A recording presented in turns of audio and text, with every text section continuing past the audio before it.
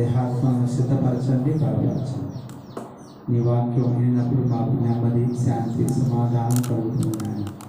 అల్పుడను బలహీనను కూడా మరుగు చేసుకొని మీ వాక్యం ద్వారా మా అందరితో మాట్లాడి మీరే మహిమ పొందమని, మీరే నీ బిడ్డలందరినీ కూడా దీవించి ఆశీర్వదించమని, అర్థం చేసుకున్న జ్ఞానమును, బుద్ధిని, జ్ఞాన వివేకమును, వివేచనను అనుగ్రహించవలసిందిగా వేడుకుంటూ యేసు నామమున అడిగి వేడుకుంటున్నాము తండ్రి.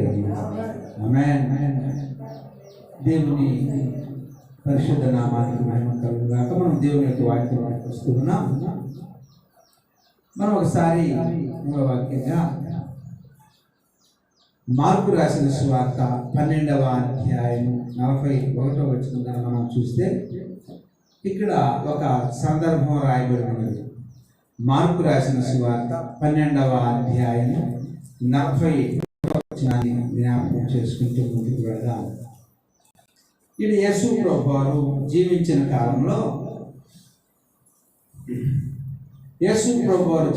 కాలంలో యేసు ప్రభువారు కూడా మనం వచ్చినట్టే దేవాలయానికి వచ్చారట. ఆయన కూడా దేవాలయానికి వచ్చి దేవాలయంలో కూర్చున్నారట. అక్కడ ప్రార్థనలు, వాక్యాలు అన్నీ అయిపోయాయి. మరి మనం కూడా దేవుని సేవార్థమై కానుకలు సమర్పించినట్లుగా ఆ రోజుల్లో కూడా యేసు ప్రభువారు ఉన్న రోజుల్లో కూడా దేవాలయంలో కానుకలు పడుతూ ఉన్నారు. అయితే యేసు ప్రభువారు ఆ కానుకల పెట్టెకు సమీపంగా కూర్చొని ఉన్నాడు. అక్కడ గొప్పవారు, ధనవంతులు వచ్చిన వారందరూ కూడా వారి వారి ఆర్థిక స్తోమత కొలది కానుకలు సమర్పిస్తూ వస్తూ ఉన్నారు.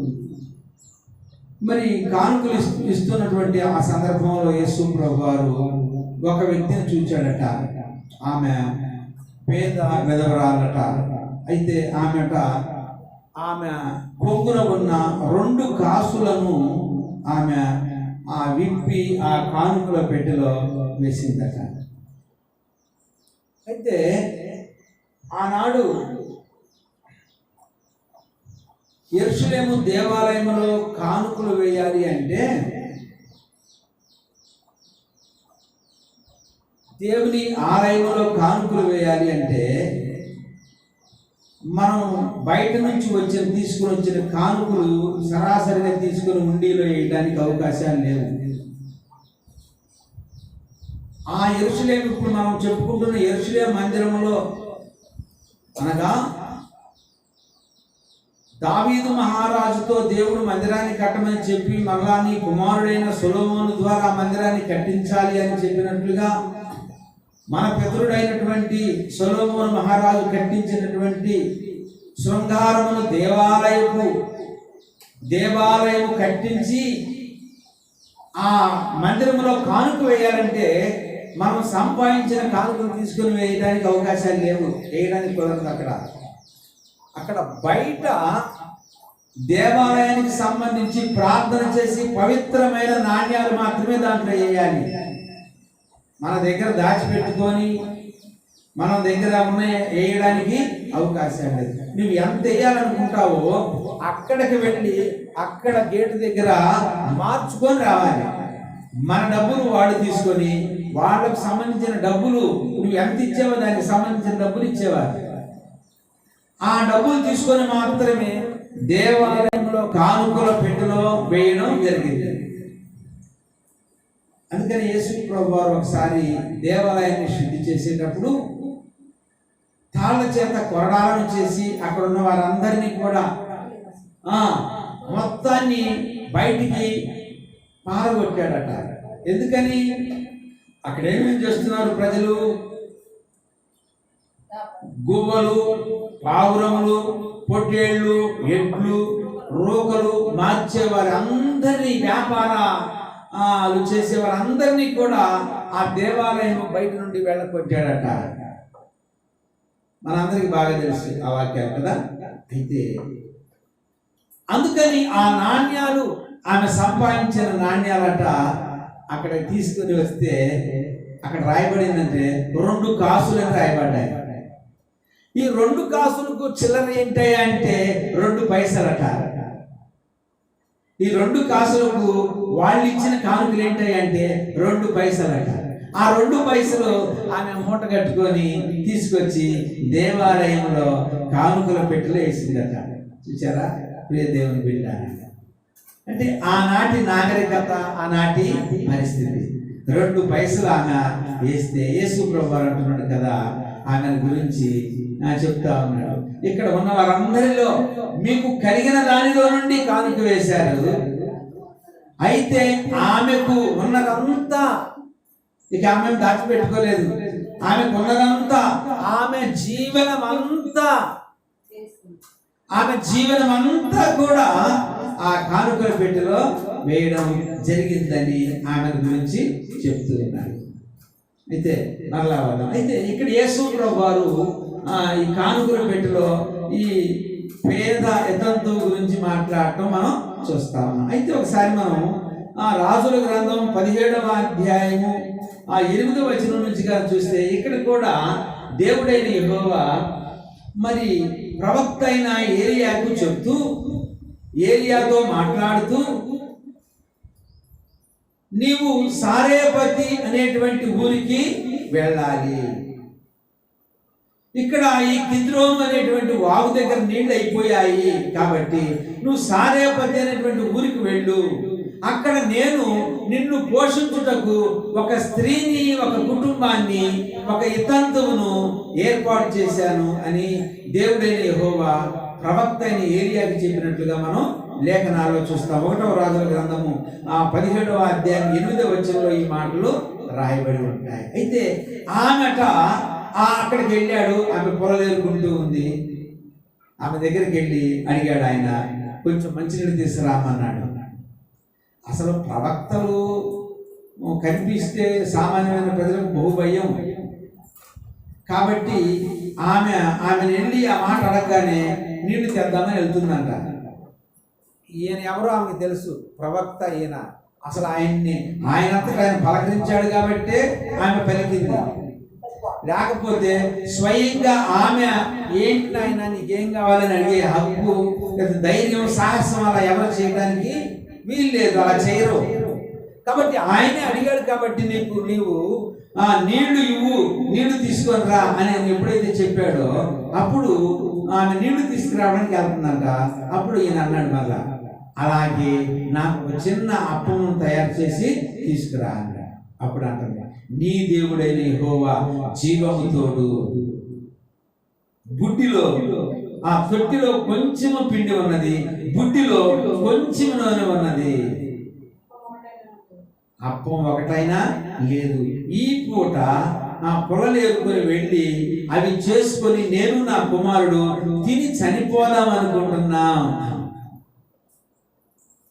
అక్కడ చూస్తే ఒక వితంతువుని దేవాలయంలో ప్రశంసించాడు దేవుడు, ఆమె 2 కాసులు వేస్తే, ఇక్కడ చూస్తే ఈ సారేపతి అనేటువంటి ఊరిలో 2 కాసు ఆ దినము తిని చనిపోవడానికి సిద్ధంగా ఉన్న కుటుంబంలో పోషించడానికి ప్రవక్తను పంపించాడు, అంటే బ్రతికించడానికి. ఆ రాజ్యంలో, ఆ ప్రజల్లో చాలా మంది ఉన్నారు, గొప్పోళ్ళు ఉన్నారు, పేదోళ్ళు ఉన్నారు, ధనవంతులు ఉన్నారు కదా, చాలా మంది ఉన్నారు. కానీ మరి ఆ గ్రామంలో, ఆ రాజ్యంలో ఆమె ఒక్కదాన్నే చూచాడంట. ఆమె పరిస్థితి ఎలా ఉంది? తను తన కుమారుడు ఆ పూట ఆహారం తిని, ఇంకా లేదు ఆహారం, తిని చనిపోదాం అనుకుంటున్నారు కదా. ప్రవక్తతో అబద్ధం ఆడరు వాళ్ళు. ప్రవక్త ఉన్నట్లుగా చెప్తే ఆయన అంటున్నాడు, భయపడవద్దు, నీవు నీ బిడ్డ, నీతో పాటు నేను కరువు కాలం అంతా పోషించడానికి యెహోవా సెలవిస్తూ ఉన్నాడు. సృష్టికర్త అయిన దేవుడు యెహోవా సెలవిస్తూ ఉన్నాడు, నీ వెళ్ళి మొట్టమొదటిగా అప్పం చేసుకుని తీసుకురా నాకు అన్నాడు. ఇక ప్రవక్త చెప్పాడు కదా, వెంటనే వెళ్ళింది, ఆ పొలాలు తీసుకొని పోయింది, అప్పం చేసుకుంది, కాసి నీళ్లు తీసుకొచ్చి ఇచ్చింది. అప్పుడు ప్రార్థన చేసి దాన్ని విరిచి ఆ రొట్టెను భుజించి నువ్వు వెళ్ళి తర్వాత చేసుకొని తినిపా అన్నాడు.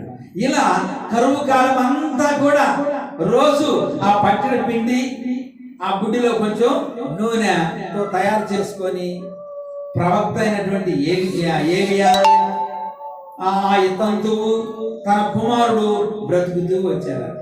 చూచారా? అంటే ప్రభువుని నమ్మిన మనము, దేవుణ్ణి నమ్మిన మనము దేవుడు అంతగా, అందుకనే ఆయన అన్నాడు, నన్ను నమ్మిన వారిని అనాథలుగా నేను ఉంచను, వదిలిపెట్టను. మీరు అనాథలు కాదు, గొప్పవారు, నా బిడ్డలు, దేవుని కుమారులు కుమార్తెలై ఉన్నారు మీరు. కాబట్టి మీరు అనాథలుగా మిమ్మల్ని వదిలిపెట్టేవాడిని కాదు, మధ్యలో వదిలిపెట్టేవాడిని కాదు, మిమ్మల్ని ఎప్పుడు కూడా కాచి కాపాడేవాడిని.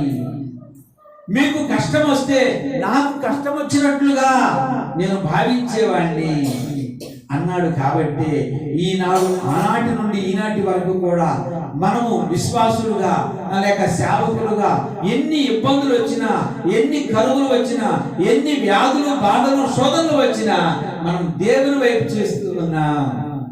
వాటన్నిటినీ సహిస్తూ, వాటన్నిటిని లెక్క చేయకుండా, ప్రభువా వీటన్నిటిని తప్పించగలిగిన సమర్థుడవు నీవు. కరువులను, వ్యాధులను, బాధలను, శోధనలను అన్నిటిని తప్పించగలిగిన సమర్థుడవు. నిన్ను కలిగిన మా జీవితాలు ధన్యమయ్యాయి ప్రభువా అని మనం ప్రార్థన చేసుకుంటూ మనందరి విశ్వాస జీవితంలో ముందుకు వెళ్తా ఉన్నాం, ప్రభువు వైపు వెళ్తా ఉన్నాం. ప్రియ దేవుని బిడ్డలారా, ఈ పరిశుద్ధ ఆదివారపు మధ్యాహ్న కాల వేళలో మనం దేవుని యొక్క వాక్యాన్ని వింటున్నాం. దేవుడు మొట్టమొదటిగా ఆ కానుకల పెట్టెలో కాసులు వేసిన వితంతువును చూచాడు, మాట్లాడాడు.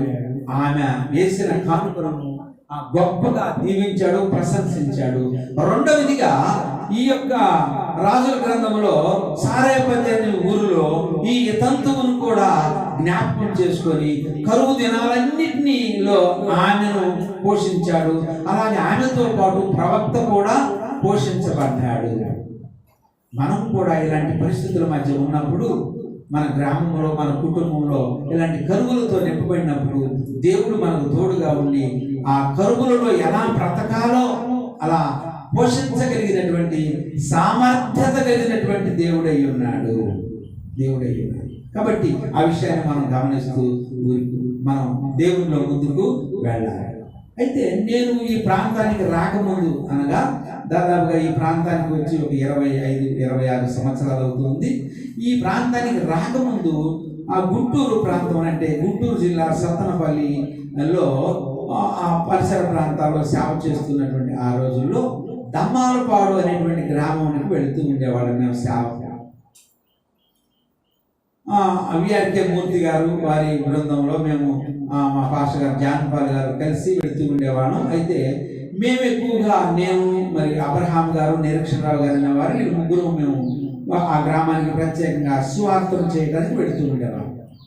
అంటే ఒక దేవాలయం ఉంది, ఆ దేవాలయంలో. అయితే ఒకరోజు ఆదివారం రోజు అక్కడ ఒక 10 కుటుంబాలు ఉన్నాయనుకోండి. ఆ 10 కుటుంబాలందరూ చర్చికి వస్తారు, పిల్లలు, పెద్దవాళ్ళు అందరూ, ఇంకెవరు రాకుండా ఉండరు. అయితే ఒకరోజు ఒక కుటుంబం రాలేదు. ఒక కుటుంబం రాకపోతే అక్కడికి వెళ్ళాము. ఆ ప్రార్థన అయిపోయిన తర్వాత వెళుతూ ఆ ఇంటికి వెళ్ళి, ఈరోజు నీవు ఎందుకు ప్రార్థనకు రాలేదు అని ఆమెను అడిగాను. నేను అబ్రహాం గారి ఇద్దరిని అడిగితే ఆమె అన్నది కదా, ఆమె కూడా వితంతువే, భర్త లేడు, ఆమెకు ఒక కుమార్తె, 2 కుమారులు, వాళ్ళందరూ కూడా చిన్న పిల్లలు. అంటే 7-8 సంవత్సరాలు, అంతా 10-12 సంవత్సరాల వయసు కలిగిన 3 పిల్లలు కూడా. అయితే ఆమె వితంతువే, భర్త లేడు.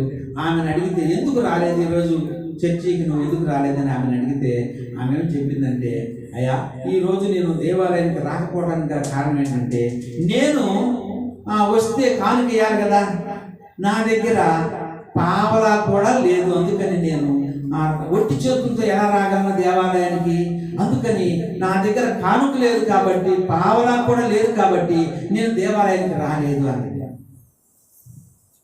అసలు ఈ మాట వింటే ఎట్లుంటుంది అంటే, అప్పుడు పావలాలు చెల్లుబాటులో ఉన్నాయి. పావలాలు 10 రూపాయలు, 10 పైసలు, 5 పైసలు చెల్లుబడిలో ఉన్నాయి ఆ రోజుల్లో. నేను చెప్పి అప్పుడు సంఘటనలో ఆమె అన్నది, పావలా కూడా దేవాలయంలో దేవునికి కానుక వేయడానికి నా దగ్గర లేవు, అందుకని నేను రాలేదని. నేను అబ్రహాం గారు చాలా బాధపడ్డాను కూర్చొని. చిన్న పూరి గుడిసెలు అక్కడ ఆ ప్రాంతాల్లో అప్పటి నివాసం, ఇప్పుడు డాబాలు కట్టుకున్నారు లేని వాళ్ళు. సరే, అయితే ప్రార్థన చేశాం. ప్రార్థన చేసి మరి ఎలీషా ప్రవక్త మరి 4వ అధ్యాయం 2వ రాజుల గ్రంథం 4వ అధ్యాయంలో 8వ వచనంలో ఆయన అక్కడ కూడా భర్తను పోగొట్టుకున్న ఇతంతు కనిపిస్తుంది. ఆమెకి 2 కుమారులు ఉన్నారట. ఆ 2 కుమారులు అప్పు చేసి వెళ్ళాడు. యజమానుడు ఉన్నప్పుడు అప్పు చేశాడు, ఆయన చనిపోయాడు. ఇప్పుడు యజమానుడు వచ్చి 2 కుమారులను తీసుకుని వెళ్ళి దాసులుగా పెట్టుకోవాలని అంటే ఆమె రుగున ఎలీషా ప్రవక్త దగ్గరకు వచ్చి చెప్తుంది ఈ విషయం అంతా కూడా. నా యజమానుడు నీ దగ్గర సేవ చేశాడు, బ్రతికున్న దినాల్లో ఆయన చనిపోయాడు. ఆయన బ్రతికున్నప్పుడు కొంత అప్పు చేశాడు, ఆ అప్పు తీర్చమని యజమానుడు వచ్చాడు. అప్పు తీర్చకపోతే నా 2 బిడ్డలను తీసుకొని వెళ్ళి దాసులుగా పెట్టుకుంటానంటున్నాడు అని ఆమె ప్రవక్త అయిన ఎలీషాకి చెప్పింది. చెప్తే ఆయన ఏం చేశాడంటే వెంటనే, అమ్మా నీవు నీ దగ్గర ఏముంది అని అడిగాడు. అడిగితే ఆమె ఏమందంటే, నా ఇంట్లో నూనె కొండ మాత్రమే ఉన్నదంట. ఆ రోజుల్లో, అప్పటి రోజుల్లో నూనెను కుండల్లో పోసుకునేవారు. కుండలు, మట్టి కుండలో పోసారు. అయితే ఆ నూనెలో, ఆ కుండలో నూనె ఉందా అంటే నూనె లేదు, అదే అయిపోయింది.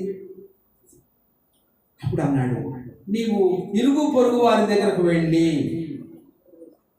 కుండలు తెచ్చుకో, నీవు నీ కుమారులు ఇంట్లోకి వెళ్ళి తొలిపోయింది, ఆ కుండలో నుండి నూనె వచ్చింది, ఆ నూనెను కుండల నిండా నింపుకోండి. అలాగే చేసింది ఆమె. కుండలన్నీ నింపుకుంది. ఇంకా పిల్లలను తీసుకురామంటే పిల్లలు అయిపోయిన ఇంకా లేవన్నారు. ఆ నూనె ఎంతలో ఆగిపోయింది. కుండల నిండా నూనె వచ్చేసింది. మళ్ళా ప్రవక్త దగ్గరికి వెళ్ళి అడిగింది, అయ్యా ఇలా జరిగిందని అంటే, సరే నూనెను అమ్మి అప్పు తీర్చు, మిగిలిన దాంతో నీవు నీ కుమారులు బ్రతకండి అని. ఈమె కూడా ఇతంతే. అర్థమవుతుందా? అయితే ఇప్పుడు మేము వెళ్ళిన కుటుంబంలో ఆమెకి 2 కుమారులు, 1 కూతురు ఉంది. ఆమె ఇతంతులే, పావలా లేదు, అందుకని నేను గుడికి రాలేదు అంటున్నా. ఇప్పుడు ఈ లేఖనమును, ఎలీషా చేసిన అద్భుతాన్ని, ఈ లేఖనాన్ని ఎత్తి ప్రార్థన చేయడం జరిగిందా వాళ్ళ ఇంట్లో. అబ్రహాం గారు నేను ప్రార్థన చేసి, ప్రభువా ఇలాంటి గొప్ప కార్యాలు చేసే దేవుడవు నీవు, కాబట్టి ఈమె దగ్గర పావలా కూడా లేదని ఈమె ఈరోజు దేవాలయానికి రాలేదు ప్రభువా అని ఈ లోటుని, ఈ కరువుని తీసివేయాలి, ఎలాగైనా ఈ కుటుంబంలో నీవు అద్భుతం చేయాలి ప్రభువా అని అప్పుడు ప్రార్థన చేసి మేమిద్దరం వాళ్ళు ఇచ్చిన మంచినీళ్ళు ఇవ్వమని అడిగాం. మంచినీళ్ళు ఇచ్చింది, తాగి అలాగే వెళ్ళిపోయాడు. మళ్ళా ఎప్పుడు వస్తాం? తిరిగి ఆదివారమే వస్తాం. ఆ ఊరికి ఆదివారమే వస్తాం.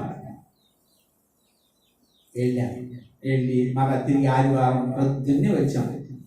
8 గంటలకల్లా ఆ ఊరికి వస్తాం. మా ఊరికి దూరంలో ఉంది, దాదాపు 12 కిలోమీటర్ల దూరంలో ఉంది. సైకిల్ వేసుకొని ఆ ఊరికి వస్తాం.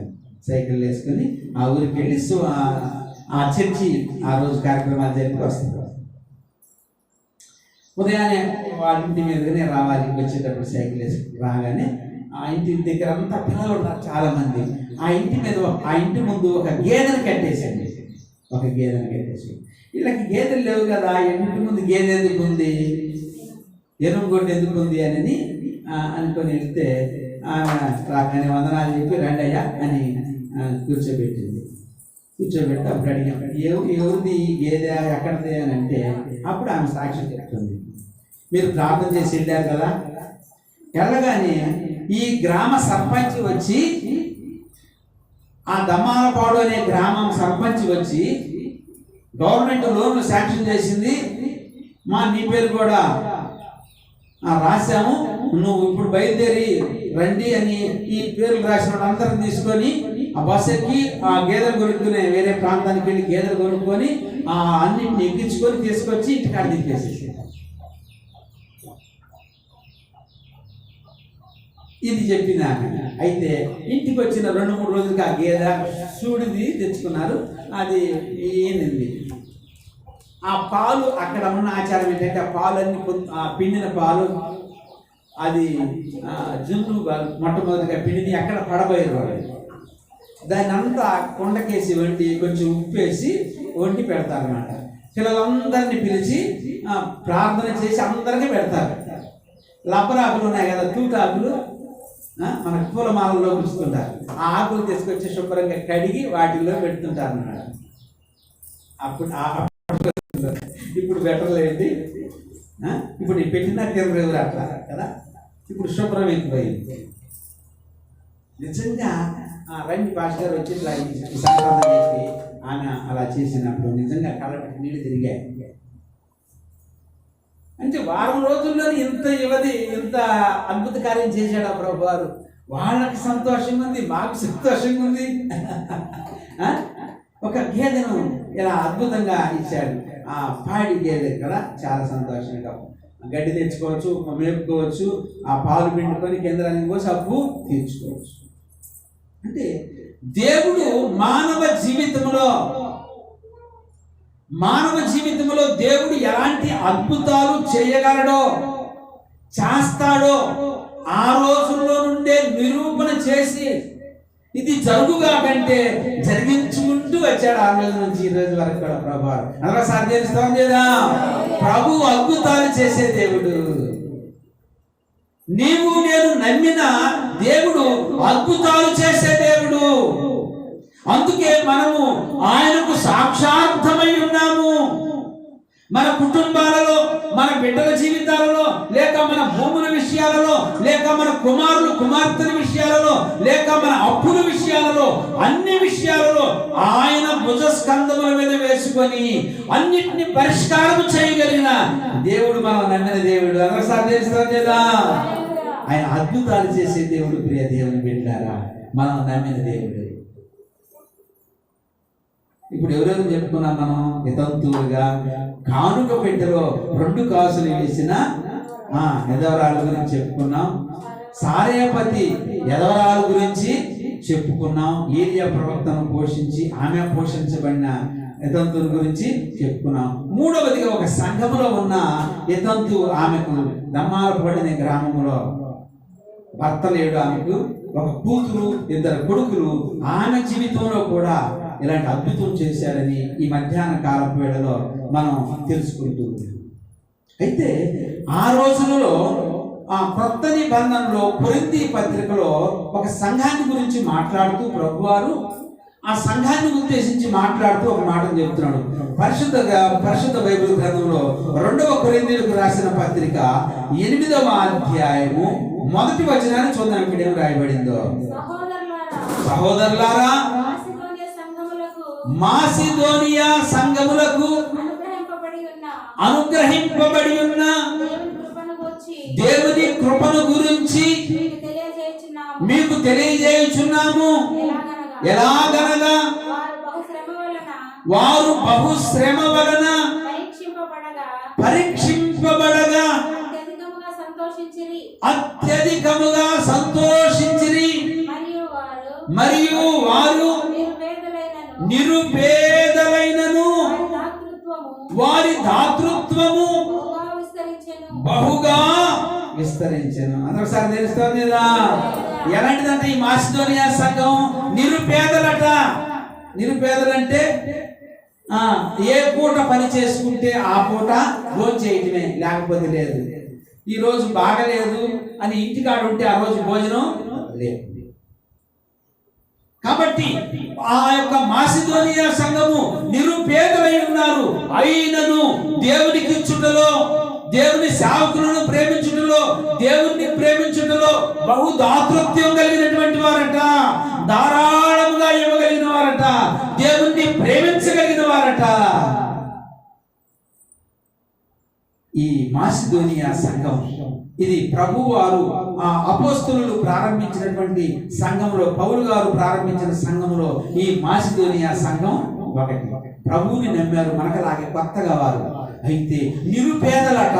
నిరుపేదలైన వారు ప్రభువుని నమ్ముకున్నారు, ప్రభు మాటలు విన్నారు. తర్వాత ప్రభు మాటలు వారి హృదయాల్లో భద్రపరుచుకొని నిరుపేదలైనటువంటి ఆ సంఘస్థులు దేవునికి ఇవ్వడంలో గొప్పవారిగా ఉన్నారు. వెలుగు తీసేవారు కదట. ఏ కార్యక్రమం ఉన్నంత వరకు ధారాళంగా దేవుని కొరకు ఇవ్వగలిగిన వారట.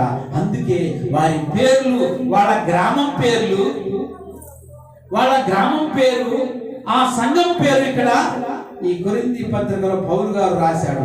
మాసిదోనియా సంఘస్థులంట. రేపొద్దున పరలోకంలో కూడా ఈ యొక్క వేములవారిపల్లి మరొక వేముల క్రాసు, ఈ షకీనా సంఘ సహవాసపు ఆ సంఘస్థులు గొప్పవారు. అన్నిటిలో వారు కడు పేదలైనప్పటికీ కూడా వారి దాతృత్వము గొప్పది అని చెప్పుకోవాలి అని దేవుడు తన గ్రంథంలో రాసి ఉంచుతాడు. ఈ విషయాన్ని మనం గమనించాలి ప్రియ దేవుని బిడ్డలారా. అలాంటి మంచి పరానమ్మకమైన మంచి దాసురా అనేటువంటి ప్రశంసలు మనం పొందే సంఘముగా మనల్ని మనం మలుచుకుంటూ ముందుకు వెళ్ళాలి. అలాగే అదే అధ్యాయంలో 5వ వచనంలో మనం చూసినట్లయితే 5వ వచనం, మేము వితర్కములను దేవుని గురించిన జ్ఞానమును అడ్డగించు ప్రతి ఆటంకమును పడద్రోసి క్రీస్తుకు లోబడినట్లు చెరపట్టి మీరు సంపూర్ణ విధేయతను కనపరిచినప్పుడు సమస్తమైన ఇక్కడ ఎటువంటి ఉన్నప్పటికీ కూడా క్రీస్తుకు లోబడేటువంటి సంఘం అది. ఎన్ని శ్రమలు వచ్చినా, ఎన్ని ఆటంకాలు వచ్చినా క్రీస్తుకు లోబడే సంఘం, యేసుకు లోబడే సంఘం, దేవుని మాటలకు లోబడే సంఘము మాసిదోనియా సంఘము. ఈ మాసిదోనియా సంఘంలో 12వ వచనంలో కూడా ఒక మాట చెప్తా ఉన్నాడు. ఇక్కడ దాతృత్వం కలిగిన సంఘమాట, క్రీస్తుకు లోబడే సంఘమాట. ఇది 12వ వచనంలో ఇంకొక మాట చెప్తా ఉన్నాడు. మొదట ఒకడు సిద్ధమైన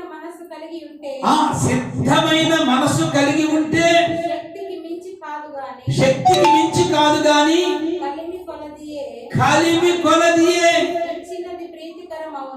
ఇచ్చినది ప్రీతికరంగా ఉంటుందంట. నీకు కలిగింది శక్తికి మించి కాదు, కానీ నీ దగ్గర ఉన్నది, నీవు హృదయంలో నిశ్చయించుకున్నది అది ఇచ్చినప్పుడేనంట దేవునికి ఎంతో ప్రియమైనటువంటిదిగా, దేవునికి ప్రీతిగా ఉంటుందంట. అది నీవిచ్చింది, హృదయపూర్వకంగా ఇచ్చింది, మనస్పూర్వకంగా ఇచ్చింది, నీ హృదయపూర్వకంగా ఇచ్చింది దేవునికి ప్రియమైనటువంటిదిగా, దేవునికి ఇష్టమైనటువంటిదిగా ఉంటుంది. ఈ మాసిదోనియా సంఘములో ఈ పేరు గ్రంథంలో రాయబడడానికి వారు నిరుపేదలైనప్పటికీ కూడా దాతృత్వం అంటే దేవునికి ఇచ్చుటలో వెనకంజ వేసేటువంటి సంఘం ప్రజలు కాదట. రెండవది, క్రీస్తు యేసు మాటలు వినేటువంటి వారు అయి ఉన్నారు. మూడవది, సమర్పించబడేటువంటి వారు అయి ఉన్నారు. వీరు మంచి సమర్పణ కలిగినటువంటి వారు అయి ఉన్నారు. అదే 2వ కొరింథీయులకు రాసిన పత్రిక 9వ అధ్యాయం 15వ వచనం చూస్తే ఇక్కడ ఒక మాట రాయమంటుగా చూద్దాం. 9వ అధ్యాయము 15వ వచనం, చెప్ప సఖ్యము గాని ఆయన వరమును గూర్చి దేవునికి స్తోత్రము. చెప్ప సఖ్యము గాని, చివరి వచనం ఇది, చెప్ప సౌఖ్యము గాని, అది చెప్ప సౌఖ్యము గాని ఆయన వరమును గురించి, ఆయన వరాలు ఇచ్చే దేవుడట. అంటే మనకి ఏ వరం ఇచ్చాడు ఆయన? ఆయన ఏ వరం ఇచ్చాడు మనకు? ప్రభువుని నమ్మాం, ప్రభువుని నమ్మిన తర్వాత ఆయనకు లోబడే మనసు, ఆయనకు ఇచ్చే మనసు, ఆయనకు ప్రియమైన కుమారులుగా కుమార్తెలుగా ఇచ్చే మంచి మనసు మనకి ఇచ్చాడు. అది లోబడే తత్వం. దేవుడు మనకిచ్చిన ప్రేమ ఒక గిఫ్ట్, ఒక వరమై ఉన్నది, ఒక వరమై ఉన్నది. మళ్ళా మొదటి మూల వాక్యాన్ని రాద్దాం. ఇక్కడ ఎవరంట? ఎతంతు ఇచ్చింది. ఏంటంట? ఎన్ని ఇచ్చిందంట? మార్కు సువార్తలో 2 కాసులు ఇచ్చిందంట. 2 కాసులు ఇచ్చింది కదా. 2 కాసులు ఇచ్చిన ఎతంతు, 2 సారేపతి యదవరాలు, కరువు కాలమంతా ప్రవక్త అయిన ఎలీషాను పోషించిన ఎతంతువు. 2వ రాజుల గ్రంథంలో 4వ అధ్యాయం 8వ వచనంలో ఆమె కూడా ఒక ఎతంతువు. 2 ఇద్దరి పిల్లలను తీసుకుని ప్రవక్త దగ్గరికి వెళ్ళి నూనె కొండ ఆశీర్వదించబడిన ఆమె ఎత్తంతువు, మా సేవానుభవంలో ఉన్నటువంటి ధర్మాలపాడు అనే గ్రామంలో ఒక ఎత్తంతువు ఆమెకు ప్రార్థన చేస్తే పావలా కూడా లేదట. ఆమెకు పాపం బహుగా ఏడ్చింది ఆమె ఆ మాట చెప్పి. వారం తిరిగేసరికి దేవుడు అద్భుతం చేసి ఆమెకు ఒక ఎలుకని అనుగ్రహించి ఆ కుటుంబంలో అద్భుతాలు చేశాడు.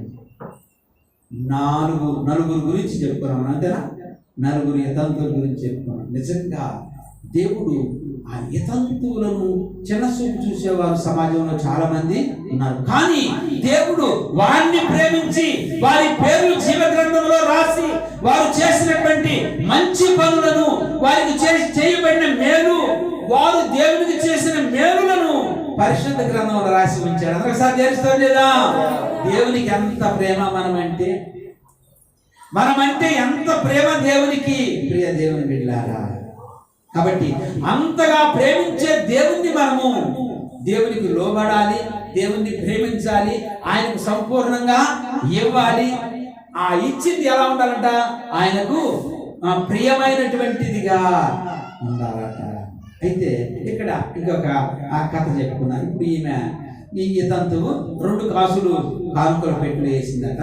వేసిన తర్వాత ప్రభువుని చూడటానికి వచ్చారు చాలా మంది, ప్రభు మాటలు వినడానికి వచ్చారు చాలా మంది స్వస్థత పడాలని చాలా మంది వచ్చారు. కానుకలు వేసారు, అందరు అయిపోయిన తర్వాత మరలా ప్రభువారు లేచి మాట్లాడుతూ ఉన్నాడు. మీరు నన్ను ప్రేమిస్తూ ఉన్నారు కదా, నా మాటలు వినడానికి వచ్చారు కదా, మీరందరూ కానుకలు వేశారు. ఇది దేవాలయానికి సంబంధించిన కానుక కాబట్టి అది దేవాలయానికి సంబంధించింది వెళ్ళిపోయింది. ఇప్పుడు మీరు నన్ను ప్రేమిస్తూ ఉన్నారా, మీరు నా కొరకు ఏమి ఇస్తారు అని అడిగాడంట ప్రభు.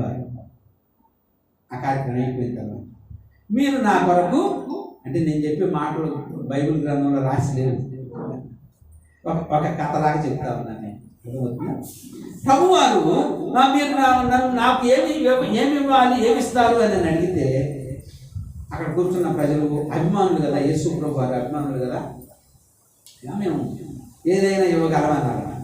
అప్పుడు ఈ 2 కాసులు ఇచ్చిన ఇతంతుని పిలిచాడు. పిలిచి ఇక్కడ నిలబెట్టాడు. ఆమె కట్టుకున్న వస్త్రాలు పాత కాలంలో ఏం చేసేవాడంటే ఎక్కువగా పైట సెమ్ముని ఇలా పెట్టేవారు ఏదన్నా కావాలని కదా.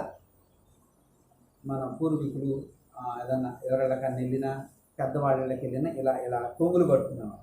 ఆమెను పిలిచి కొంగు పట్టుకోమని అడిగాడు.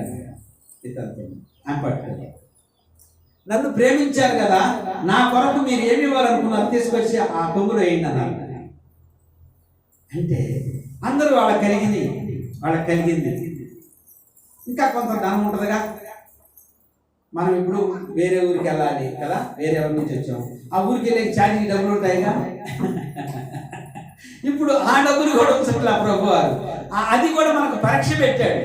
ఇప్పుడు నా కోసం మీరు ఏం వేస్తారు అని అడిగితే ఆ ఛార్జీకి దాచిపెట్టుకున్న డబ్బులు ఉండేలే ప్రభు అని అవి కూడా తీసుకొచ్చి ఆ కొంగులో, ఆ పైట సేవ కొంగులో వేశారు. గొప్పవారు పేదవారు అందరూ తీసుకొచ్చేసారు. కొంతమంది దగ్గర డబ్బులు లేవు. మరి ఏం చేశారు వాళ్ళు? వాళ్ళ చేతులకు పెట్టుకున్న ఉంగరాలు ఆ రోజుల్లో పెట్టుకునేవారు. వారు కూడా ముద్దుట ఉంగరం, తప్పిపోయిన కుమారుని ఉంగరం, రాజు అయినటువంటి ఆశ్వారోషు ఉంగరం, రాజముద్రిక, ఇలాంటి ఉంగరాలు, తప్పిపోయిన కుమారునికి ఉంగరం పెట్టడం, ఆ రోజుల్లో ఉంగరాలు పెట్టుకునే ఉన్నాయి. కాబట్టి కొంతమంది ఆ ఉంగరాలు తీసి, బంగారు ఉంగరాలు తీసి ఆ బయట కొంగులో వేశారు. కొంతమంది ఆ రోజుల్లో నగలు నటరాజు చేయించుకున్నాడు, బంగారు గొలుసులు తీసి దానిలో వేశారు. ఇప్పుడైతే ఏటీఎంలు ఉన్నాయి కదా, ఇప్పుడైతే ఏమున్నాయి? ఏటీఎంలు ఉన్నాయి. ఆ ఏటీఎంలు కూడా తీసి దాంట్లో వేశారు. ఏటీఎంలు వేశారు, ఉంగరాలు వేశారు, బంగారు చైన్లు ఆడ వేసేసారు. ఇంకా కొంతమంది ఎండి కడాలు ఉండే ఆ రోజుల్లో, కాళ్ళకు ఎండి కడాలు ఉండే. కొంతమంది ఏమి లేని వాళ్ళు ఆ కడాలు కూడా తీసి దాంట్లో వేసేసారు. కొంత డబ్బు వేశారు. ఇప్పుడు ప్రభువారు మానవులు ఆమె పేదరాలు, అప్పటిదాకా ఈమె పేదరాలని చెప్పాడు ప్రభువారు. ఇప్పుడు ఈ రోజు నుంచి ఈమె గొప్ప ధనవంతురాలు అన్నాడు ప్రభువారు ప్రకటన చేశాడు. ఏంటంట? ఇప్పుడు దాకా పేదరాలు కదైనా ఇప్పుడు ఈమె గొప్ప ధనవంతురాలు. మీ మీద వచ్చే ఆశీర్వాదాలు మొత్తం ఈ